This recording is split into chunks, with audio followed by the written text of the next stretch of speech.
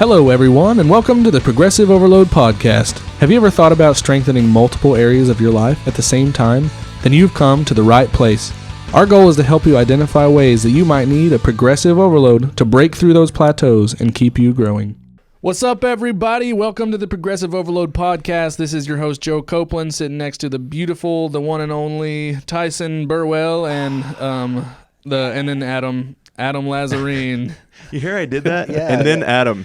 Yeah, I'm just joking. Adam. Wow. Well, there's probably a sloth in South America that did more than I did last week. Survived Ice-Mageddon. With the ice. Yeah, I was pretty slothful around the house. Did I don't too know. much, huh? No, I did not. You mean you didn't fix all the garage door and all the other little to-dos around the house? honeydews? No, I just watched the carbs in the sit in the Just pantry. stared at 'em? Stared at the carbs. Yep. Oh, So man. I'm glad you guys are here today. Thank you for joining us. If you're joining us wherever you are and however you are, we're glad that you are with us. And so That's right. what do we got today, fellas? It's part 3 of the what's the name of it? The four pillars of the gym in the church. What did we say last week? The Chim in the Church. The Chim in the Church. Part church. 4 of the Gym in the Church. Okay. Yep. Wait, I said it right that time. Okay. Good. Anyways, welcome. No, it's part 3. I just said part 4. Yeah. Golly, I It is gotta get it part together. it is part 3. Part 3 of a four-part 4-part series. There he is. Okay. Wow. Cool. We are articulate. To- Dad. I figured out. To recap, part 1, we talked about behaviors in the church and the gym, and talked about, the rules versus relationship type phenomenon that we have with food and in the church. And then week 2, we talked about programming on the gym part, and then we talked about prayer. We had some really cool discussion regarding prayer. So go check that out if you haven't listened to it yet. If you missed it, you can start with this one and then go back. That's perfectly fine.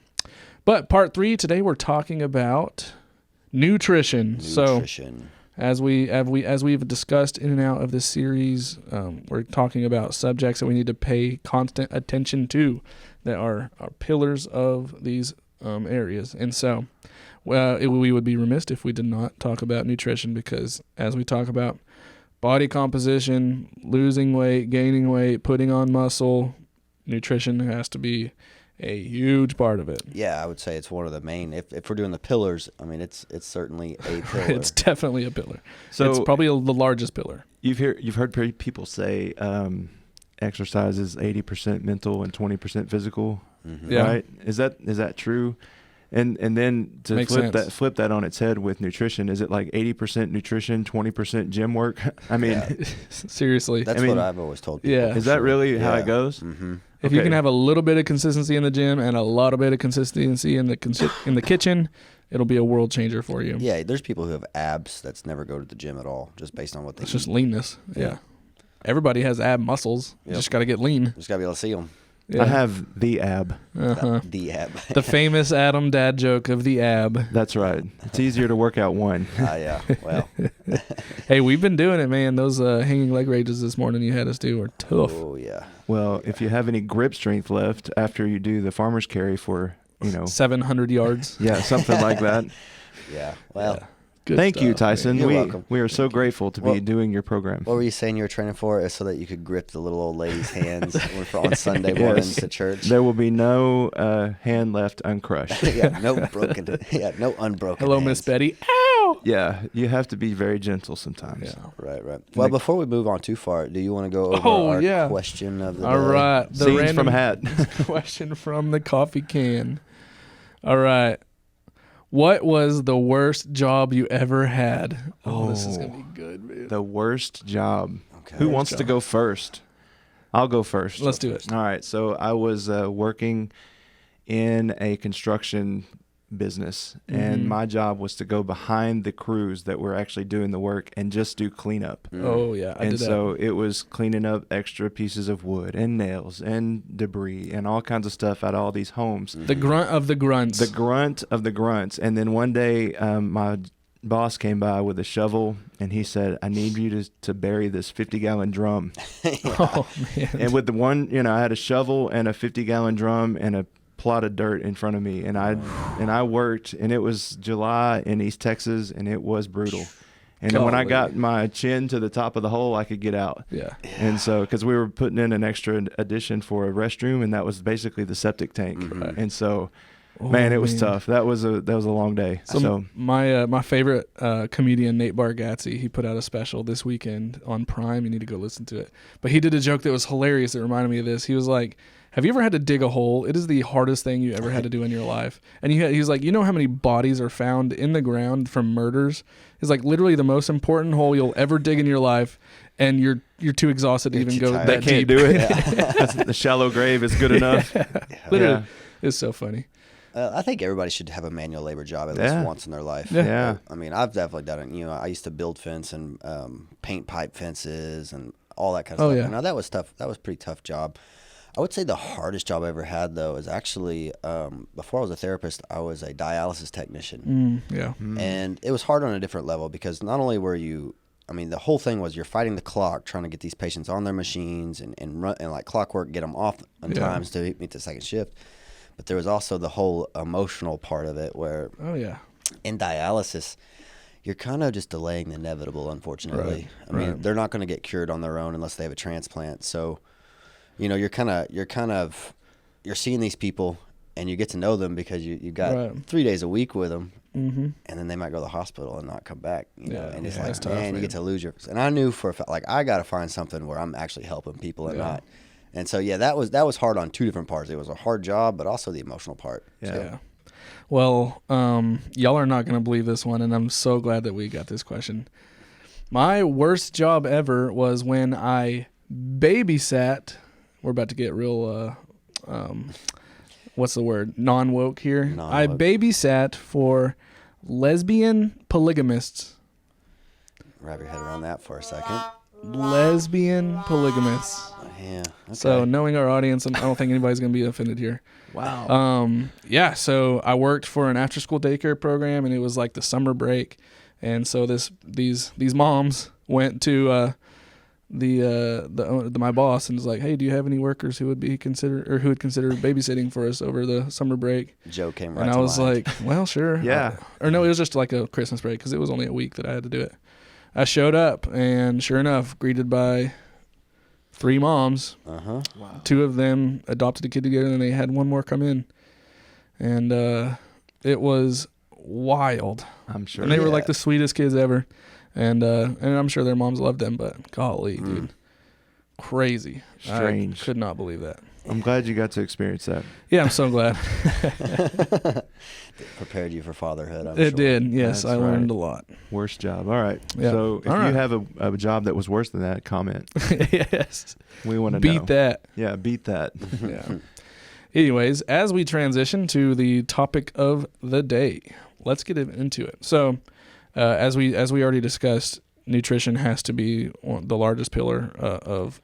I want to especially angle this conversation as it comes to someone who's wanting to lose weight, gain weight, gain muscle, gain strength. If you're just somebody who just wants to be healthy, some of these things, might be too intense for you to do.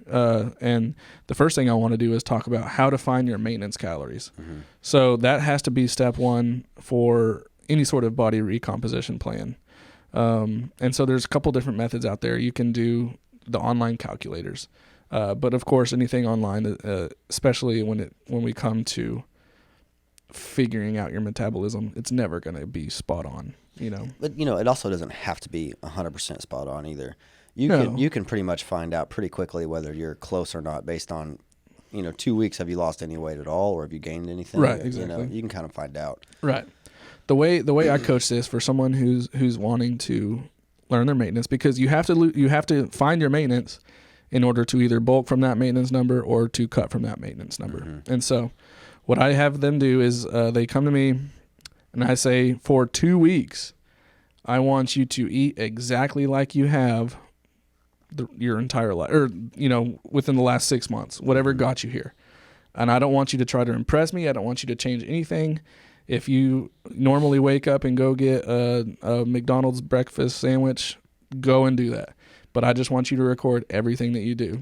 And then I also want you to be spot on with weighing things. So if you're going to go grill a chicken breast, weigh how much you eat of it. Mm-hmm.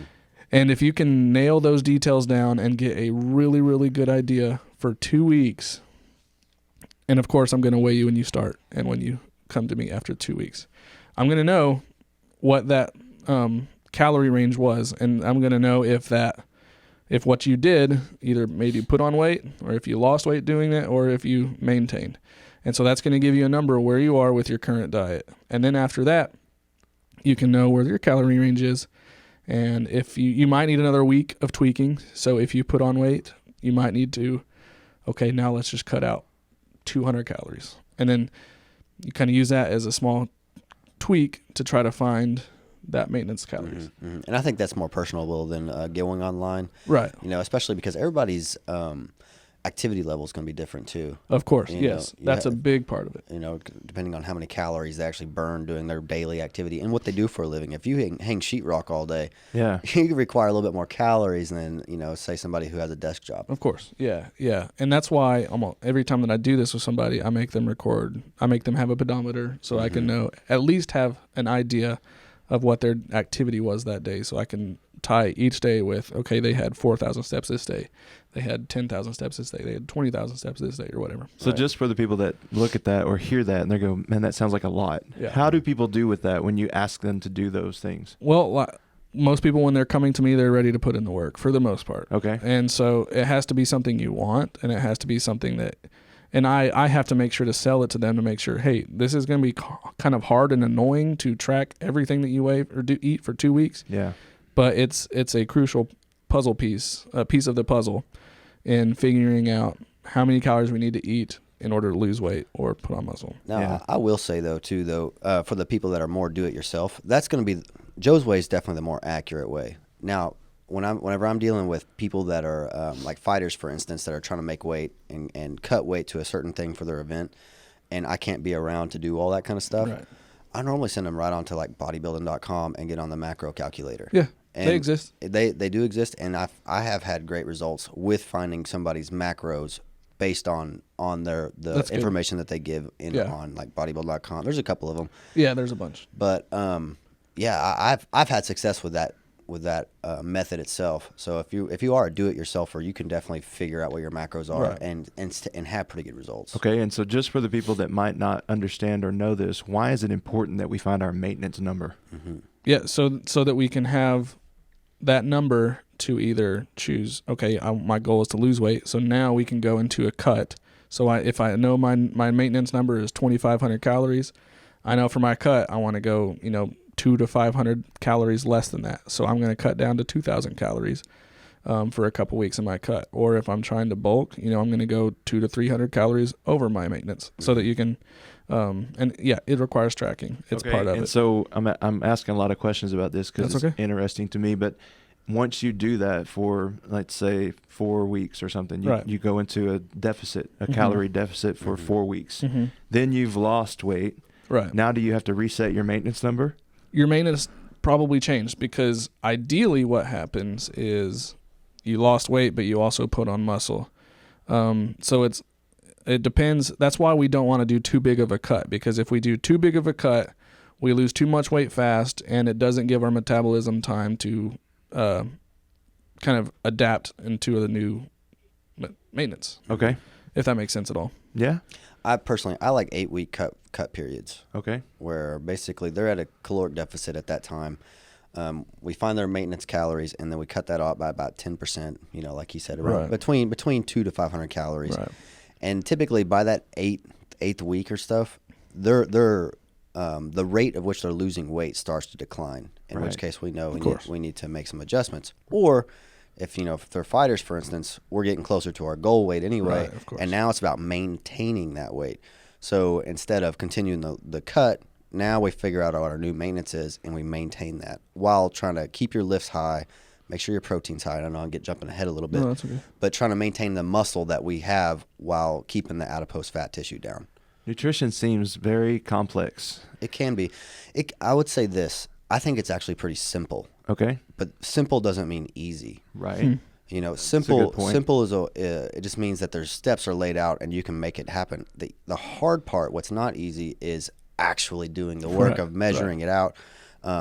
and being diligent with making sure you're actually consuming the right amount of foods. Mm-hmm. Right. Yeah, that's a very good point. Yeah, and so it's easy for me to think about this in this way, because on keto, one of the things you can eat is bacon. Mm-hmm. And so, but if I eat a whole pound of bacon as opposed to like 3 or 4 pieces of bacon in a day, sure, there's a big difference in the caloric intake and the macros that I'm taking in. Right. Mm-hmm. Just because I can have it doesn't mean I can have that much of all of it. Yeah. Sure. And so you just have to be diligent and be willing to put in the work to go, okay, I can do everything within reason. Yeah, right. And within the boundaries of this, the confines that I've created within this maintenance plan. Right. Right. One of the things that I like to talk about too when I'm teaching somebody about nutrition is our whole life we've heard of what calories are, but then I ask you, what is a calorie? And most people couldn't tell you I don't know. It's just that's a thing, it's food. Right. But and so that's where our macro breakdowns actually start to happen. A calorie, all it is it's when our proteins, our fats, and our carbohydrates that's what the calories actually broken down into. I see. And that's kind of what we're talking about. So those are what your actual macros are. Right. And then on top of that, you have your little micronutrients, which, in my opinion, including people who are getting ready for really good fight, pro level fights, there's not enough time in the day to calculate all that stuff. Just get your macronutrients down, and you should be able to reach your goals. If your macros are in check, you most likely don't have to worry about micros. Yeah. See, and that's the thing for me. Last time we went through this, and this time, the one thing that I can watch one macro in my diet and make it work. Mm-hmm. I can watch carbohydrate intake, sure, and make everything work. Mm-hmm. And that's for me. Yeah, it may not be for everybody, but if I watch that intake amount, I can make my diet work. Yeah, and I am the same but opposite. So as we go into the next steps, we're going to be talking about protein, carbs, and fat. So we're going to kind of break down the macronutrients. And for me, the number one goal is always I have to hit my protein goals. Mm-hmm. And what I believe is we need either somewhere between 0.8 to 1.2 grams of protein per pound of desired body weight. So I force myself to eat about 225 grams of protein a day. That's a lot. Mm-hmm. It is a lot, but I'm a big boy. And so the way I said I was similar to you is if I put all of my focus into hitting that 225 grams of protein, I don't have a whole lot of room for extra stuff. Right. I'm so full, I'm having to almost force it sometimes. That's why you can't drink your gallon of water a day. It's tough. Mm-hmm. It's tough. See, I can drink a gallon of water. And that's what I can, like, if somebody comes to me and says, what can I do to lose weight? If you can focus on hitting your protein goal, it's going to come pretty dang easy to you. So why is it so important that we hit a protein goal? Well, number one, protein is the most satiating macronutrient. It keeps us fuller longer. Good. And whenever you're like, think about, let me think. If you're at a restaurant, there's a reason you don't get protein first. You always start with breadsticks or chips or some sort of just fast absorbing carbohydrate. If we got steak as an appetizer, we wouldn't eat anything after that. Right. You know what I'm saying? Right. Like, let me get an appetizer of fajita steak dipped in queso. You're not going to binge. You're not going to eat anything after you eat Sure, that. That's a meal itself, right? Right. Which on top of that, so you ask why protein is most important too. And then from an athlete's point of view, it's all about maintaining and building your muscle. Right. And that is the primary macronutrient used for building your muscle and maintaining your muscle at that. Yeah. I wonder if I should switch and start watching my protein intake instead of my carbohydrate intake. Well, yeah. I know you said focus on one. However, my mindset whenever I'm breaking my macros down is basically I treat it like I'm balancing a checkbook. Okay. I have to meet my protein goal. Okay. Have to. That's the most important one. Right. Followed by I cannot go, and I can go over my protein goal. Yeah. If my goal is 170 grams of protein, I can get 180 and still be fine in my macros, but I can't go under it. And then my carbohydrates are the exact opposite of that.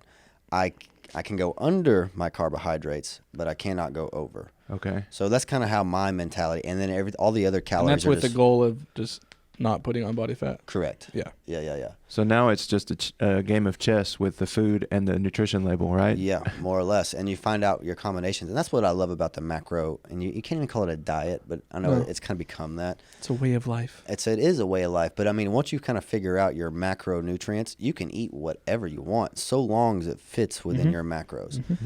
If I wanted to, I could eat an entire large pizza every day. But that's all I could eat. Right. I hit my carbs for the day. Make sure it's a meaty pizza. Yeah. That's a good point. That sounds good. It does sound good. No kidding. Yeah. Homer Simpson over here. I'm making fathead pizza sometime this week. Yep. I have to. It's good stuff. When I'm in a hard cut like this, I get like the crustless pizza at least once a week. Okay. It keeps me sane.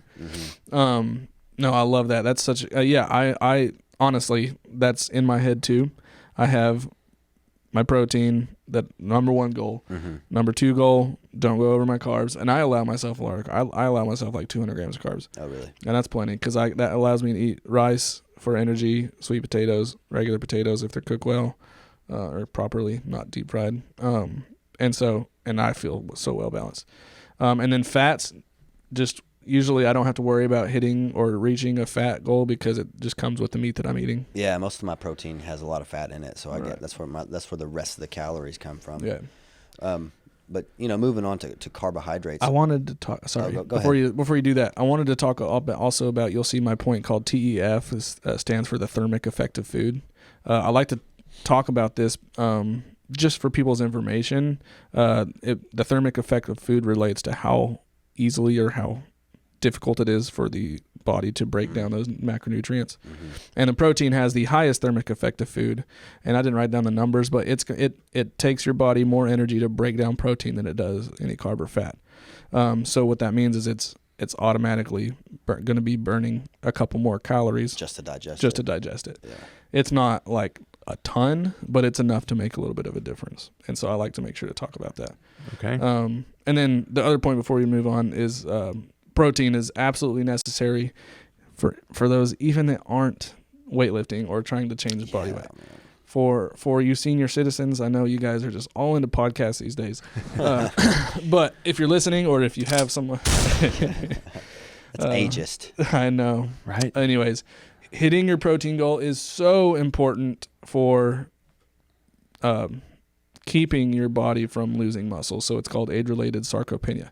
If you can hit your protein, it's going to slow down the rate of muscle loss. Of course, you need to be adding that stimulus of strength training onto there.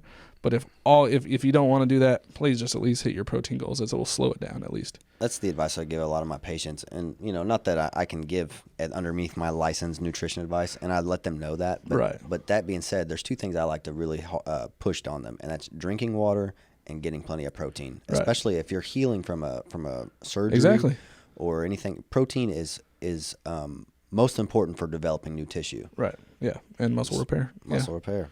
Anything or any kind of repair. It has to use amino acids, which is the building block of protein. Okay. So before we went on the air, you talked about something with a rabbit. Is that where this comes in, or is that next? That's more in the fat section. Oh, that's at the end. Which okay. We can skip carbs and go to fat if we need to. It doesn't really matter. It doesn't matter. Everybody hates carbs. I didn't want to miss it. I'm interested. I'm interested in the rabbit. Well, let's just do it. So the next macronutrient we can talk about is fat, and then we'll talk about carbs after that. Okay.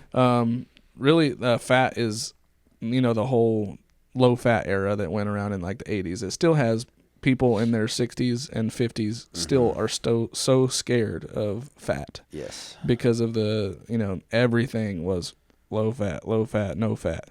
And I think we quickly, if you look at the trends of obesity and weight gain, they went up just as soon as the fat was taken out of our diet. Yeah. And you and I were talking about that the other day. And like, how cool would it have been rather than the low fat era? It was just like, we just want to make all our foods high protein. Yeah. We would be in a different country right now. Yeah. If all of our ranch dressings and I don't know what else was low fat. Everything instead of low fat ranch dressing, we got high protein ranch dressing. I'm surprised you haven't made a high protein ranch dressing. All right, let's do it, guys. I'm out. We need a donor. We need a backer. Yeah, I knew that was coming. Anyways, so fat is essential in absorbing vitamins. Did y'all know that there are water-soluble vitamins and fat-soluble vitamins? I did know that. Yes. So, and this is always my argument against people who freaking drink skim milk. And as Ron Swanson says, the only thing worse than lying is skim milk, which is water lying about being milk. You know, I love that so much. Ron Swanson is my hero. Yeah. My favorite philosopher for sure. Oh, for sure. Yeah. Anyways, someone like, okay, we drink milk for vitamin D, calcium. Guess what those are? They're fat-soluble vitamins. So why would we remove the fat when we drink them? You can't even use it to digest. You have to go take other fat sources in order at the same time in order to digest that, which is going to be the calories that they removed from the whole milk. So it's so dumb. Okay, so whole milk it is. Whole milk, yes. Well, and on top of that, so from a nutrient density, fat is the highest calorie per gram. I think it's got 9 calories per gram of fat. And I think protein and carbs is at 4. Yeah. So, as far as like a survivability, fat is super important. And that's kind of where you're getting at with the rabbit situation. Yeah. So do tell, what does that mean? What'd you call it? The rabbit starvation? Rabbit starvation, yeah. So there was a phenomenon or something witnessed in a group of people, and I don't have all of the specific details, but you can go read about it. Just Google rabbit starvation. But it's basically where it was observed that all of these people in this area had an abundance of rabbits, and it was solely their diet, and they were still starving to death. Dying in their own feces is what the article read. Wow. And so their bellies were completely full of protein, but they had, those of you who don't know, rabbit is 100% lean. Yeah. I mean, there was no fat in it whatsoever.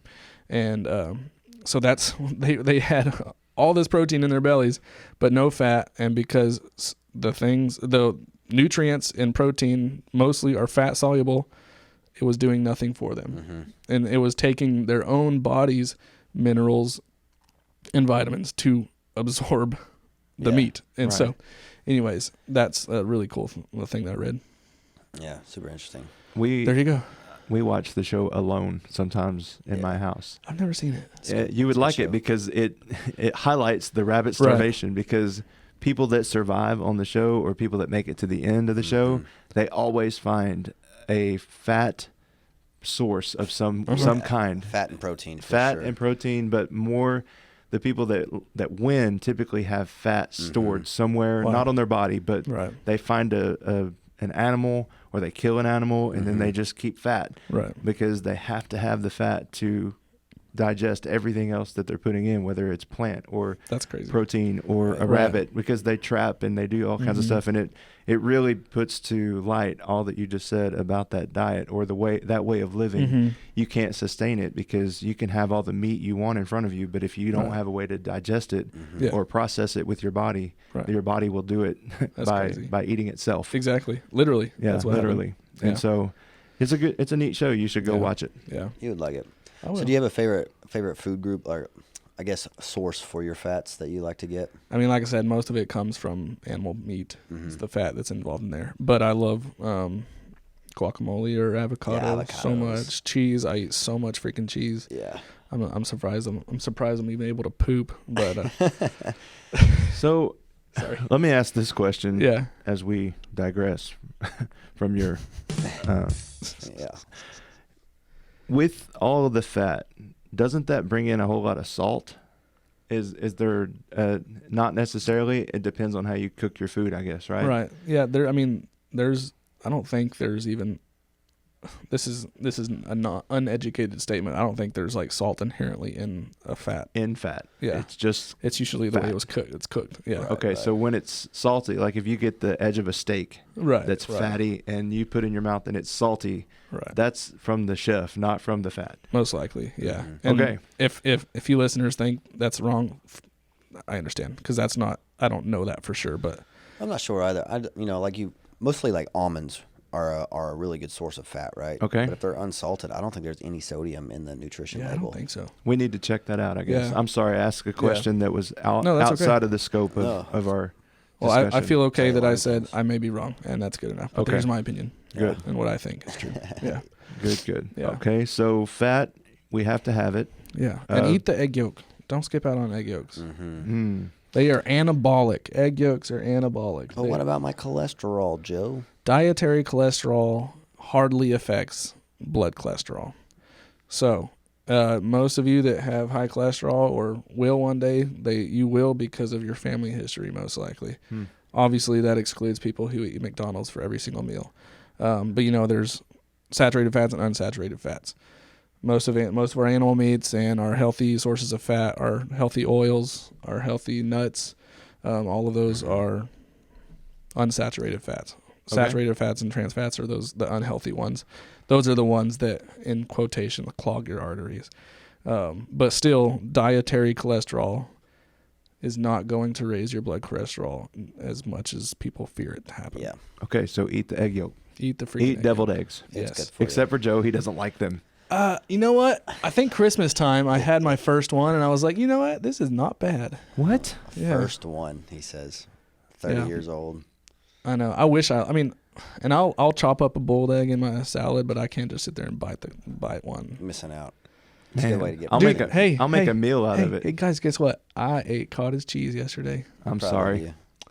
Proud of you. I don't do cottage cheese. In the form of a cheesecake. I made protein cheesecake. Guess what's what? Hey, this is just a bonus for you listeners. Not that you care. And maybe you care. I combined plain Greek yogurt, cottage cheese, a half a packet of sugar-free cheesecake Jell-O, and an egg in muffin tins and baked them for 20 minutes at 250 degrees. But that was good. It was freaking bomb. What was it? Yes.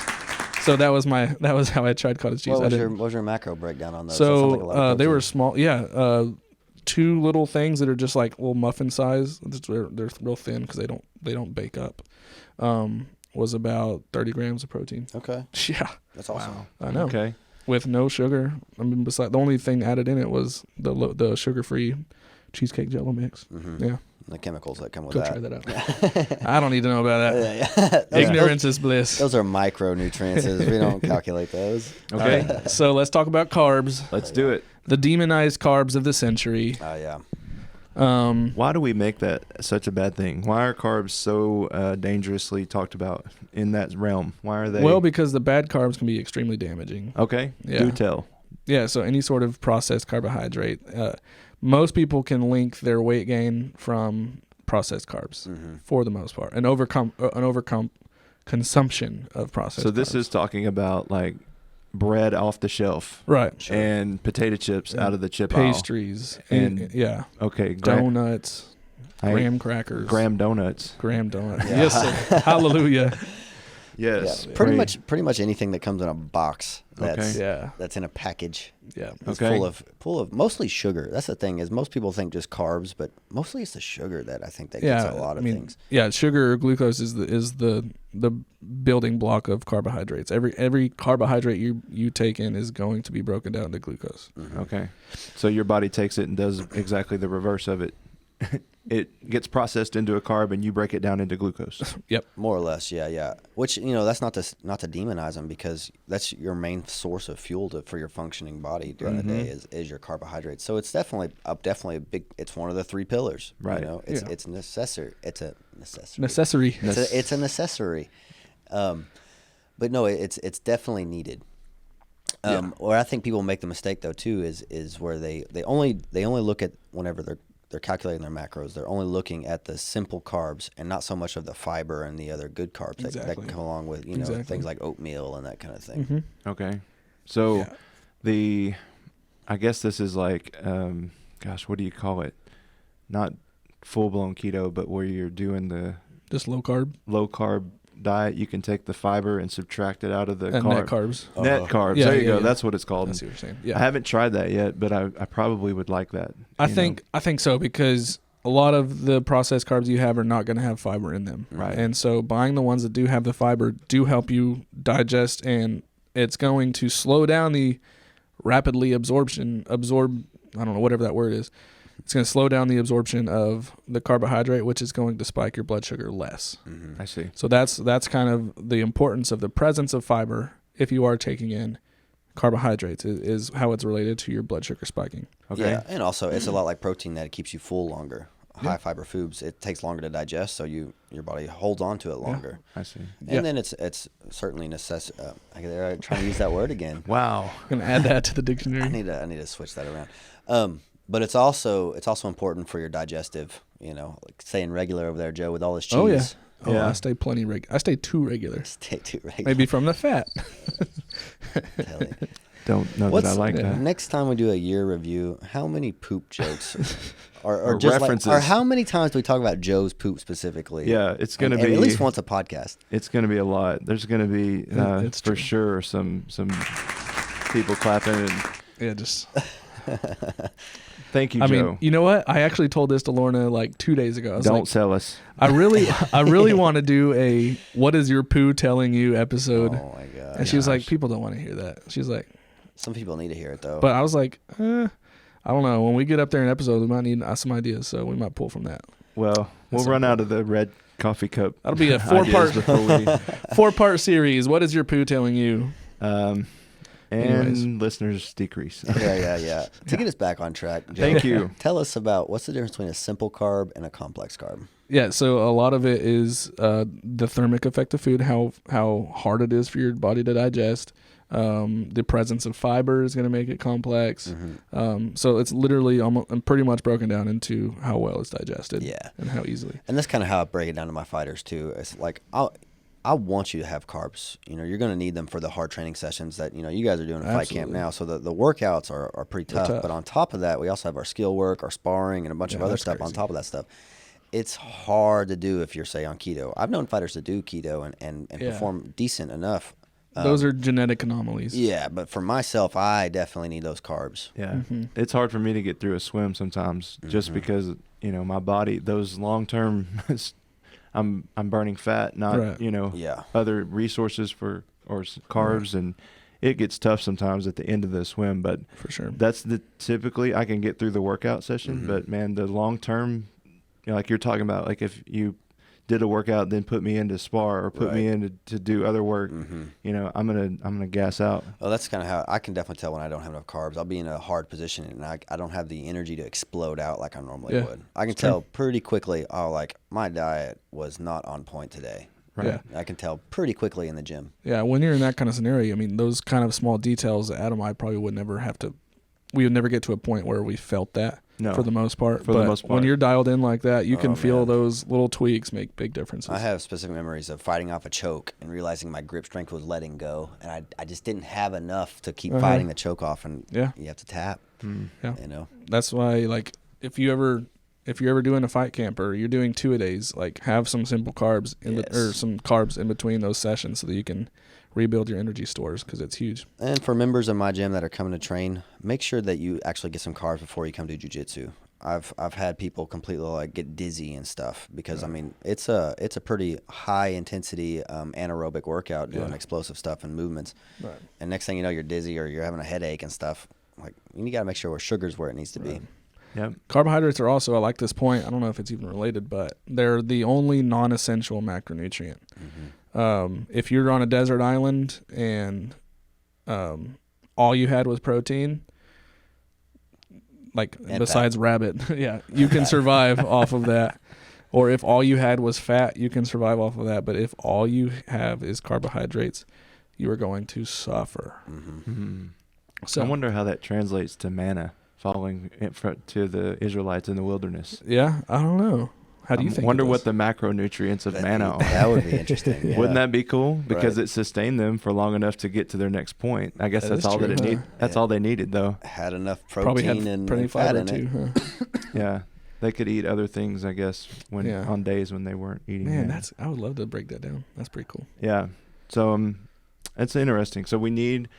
Let's review. We've got to find out what a maintenance number is with our macros or our, all of the calories.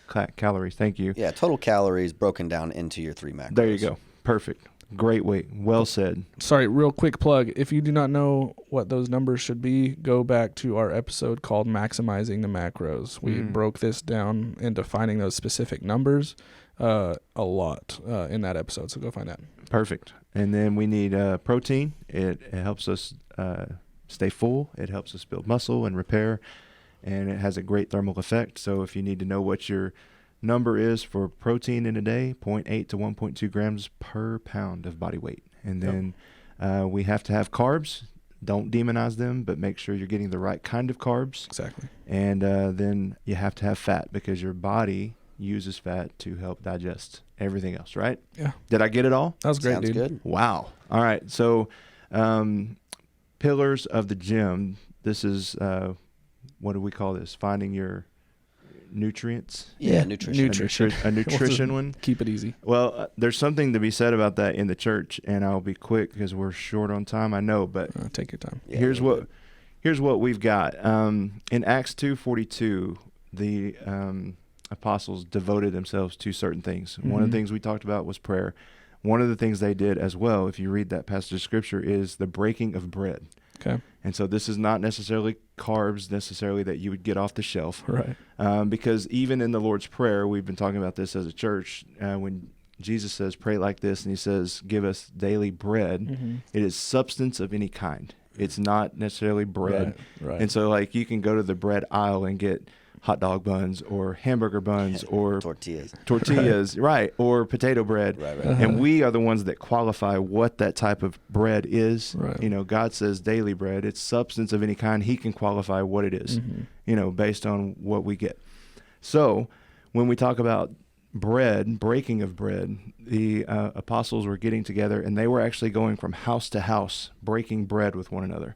And so what they were doing, in all likelihood, they were remembering the sacraments that you would hear about in the when you do the Lord's Supper at a church. When you take the bread and you take wine or juice, however your church chooses to do that, and you remember the Lord's death and you talk about him, that's typically, they could have been just going and eating and getting together and eating, but typically I think what they were doing was going and actually breaking bread in the way that they would do that for a sacramental meal. They were doing it to remember the body that was broken, remember the blood that was shed, and they were eating bread, and they were taking in juice, and they were taking in wine, most likely, and they were remembering the Lord's death, because Christ said, you know, when you do this, do it in remembrance of me. Right. And so when we do those things, when we break bread with one another, that's typically what you do. But when we think about it today, we don't think about going from house to house. I don't think about going to my neighbor's house and doing the Lord's Supper. Right. No.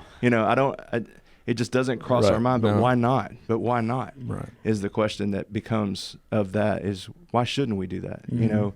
And so I think one of these days in our life group, we're going to just spring it on them. They're going to come for life groups, and we're going to do the Lord's Supper at my house. It's going to be fun. Cool. Yes. And so, well, now you told them the surprise is out. I know. Yeah. I know the tens of them are listening to our podcast. So, but yeah, it'll be good, and it'll be fun. So it's one of the things that is a pillar of the church. Right. It is now wars have been fought, and people have been really upset over what those sacraments mean, and we're not going to go into that today. Right. But the idea of the Lord's Supper and the scriptural premise behind doing it is to remember the death of Christ. And so it is a pillar of the church. We have to remember the Lord's death. And so that's why every quarter or every twice a year or whatever, people, and some churches do it every week, you know, depending on their denomination and their background. Right. We try to do it once a quarter here at our church to remember the Lord's death. We talk about it. We make a big deal out of it because it's the reason that we meet. It's the reason that we are doing what we do. Right. If he hadn't died, if he hadn't, you know, risen from the grave, if he didn't die as a sacrifice for our sins, we wouldn't be doing any of this. Right. And so that's why we do the Lord's Supper. It's why we break bread together. Yeah. There you go. I remember doing that as a kid, and it was probably not until I was 20, 22, in my low 20s, when I like really, really felt it. Like, no, it's taking communion. Yeah. I really like understood, okay, this is what I'm actually doing. And this and I remember the first time specifically I was on a walk to Emmaus, which is just like a really intense like weekend retreat for men and women. But this was just men. And just the way that they described it, and I just remember just dropping to my knees and bawling whenever we did it, when the way that they explained it to me. and just really, really thinking about what happened on the cross and everything that he took off of our shoulders, every sin that he died for, and just like, oh man, it was so powerful. And just really like, so where I'm going with this is just really, really, really think about what's happening every time that you do it. Don't just let it be it's that time of the month. We're gonna do the communion again. Right. Pass it by. Here we go. Yeah. But man, really dig deep into it and make yourself understand what is going on when you're doing it, and really remember what happened. I would encourage you guys, if you're believers, do it in your home. Have some friends over and do that, and pull the scripture up and read it and talk about it and break bread together in that way as a group. It's much more intimate. It's much more, it may be much more powerful and meaningful to you in that setting. I'm going to do that next time our group meets. To do that with people in your home, give it a shot and see how it goes, because there's nothing that says you have to do it in a church building. No. And so we get that as a pillar of the church, and we are the church. The building is not the church. And so why not do that, pillar of the church in your home? Right.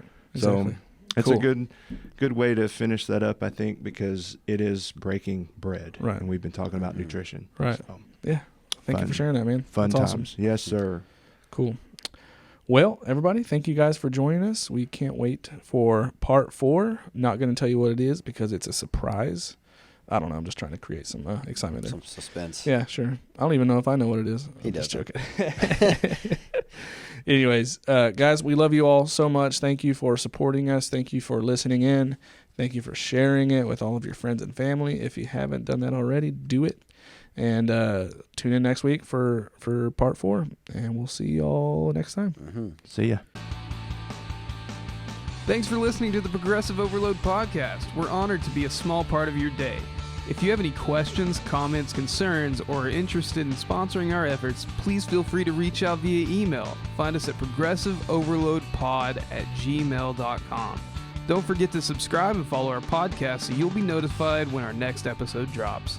And as always, you can help us reach the masses by sharing our podcast with your friends and family. And then check us out on Facebook and Instagram to follow our own personal journeys and get an inside look on our day-to-day lives. Thanks again, and we'll see you soon.